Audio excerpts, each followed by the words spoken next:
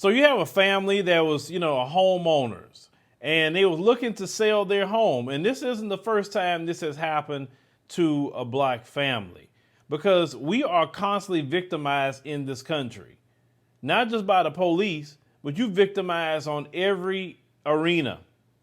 So when you hear an idiot, and you know what idiots we're talking about, saying, I'm not a victim, nothing's happening to me, I'm not oppressed, that's an idiot.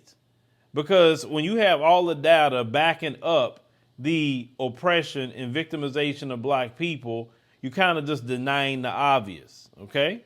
And because they, like for instance, to bring that up, some of those right wingers like to use those silly black folks who are part of the unconscious movement. Because yes, there is an unconscious movement I'm seeing definitely on the rise. Because as the white supremacists is going down, the unconscious movement is really trying to help prop up massa these days. Because, they depend on massa for everything.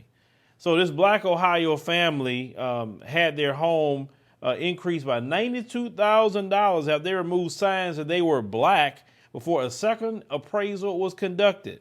Now, so Sister Erica and Brother Aaron Parker, they knew something was wrong.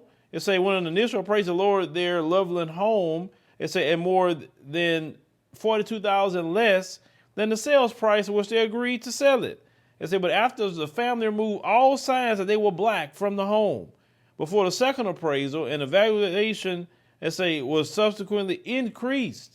And the sister said, I went from, crying to being angry to crying. It said, I went back and forth. So I really didn't stay in one emotion too long. It said, now her husband, he said that he knew it. He knew it was wrong. Now I say the Parkers, parents of two young children, as they plan to list their greater Cincinnati home for $525,000, but were happy to promptly receive an offer at the low $500,000 before the home was initially officially placed on the market. But when the appraiser had lowered the value and the respective buyers found that out, they wanted them to lower the price based off of that to $425,000. Now the appraiser didn't even do their job right.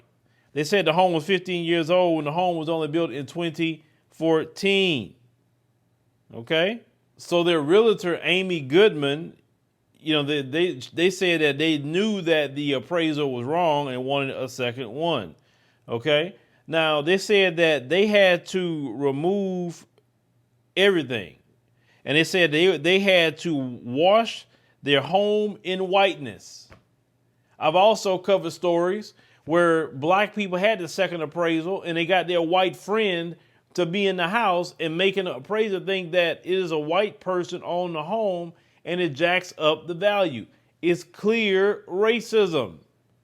We face racism at every step of the way. And they for sure don't like to see a black person have anything. Oh no, because in their rabbit mind, you supposed to be destitute. You don't supposed to be owning no home and selling it for $500,000. Oh no. They love to tell you pull yourself up by your bootstraps, but at the same time they love to see you destitute. They can't trust me. They can't stand to see a black people. Look, this is a black family, 2 children, 2-parent household, doing everything right. Okay, and then they want to harm a family. But shout out to our brother and sister for catching this. Definitely. It said now, the realtor was present for the second evaluation. It said at that time the home was set at $557,000, or about $92,000 higher than the original appraisal, and 50% higher, $50,000 higher, than the agreed upon sale price.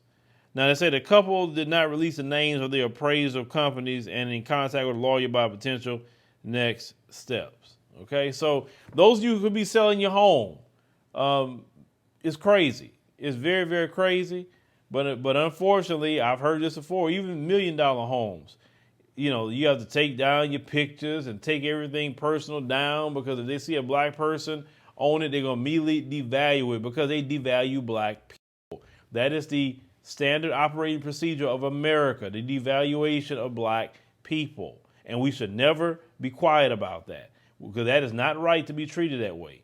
You bought your home fair and square, you should be able to sell it and make a profit. But leave me a comment. Let me know what you think about this particular story. Like I said, this is, definitely flat out wrong.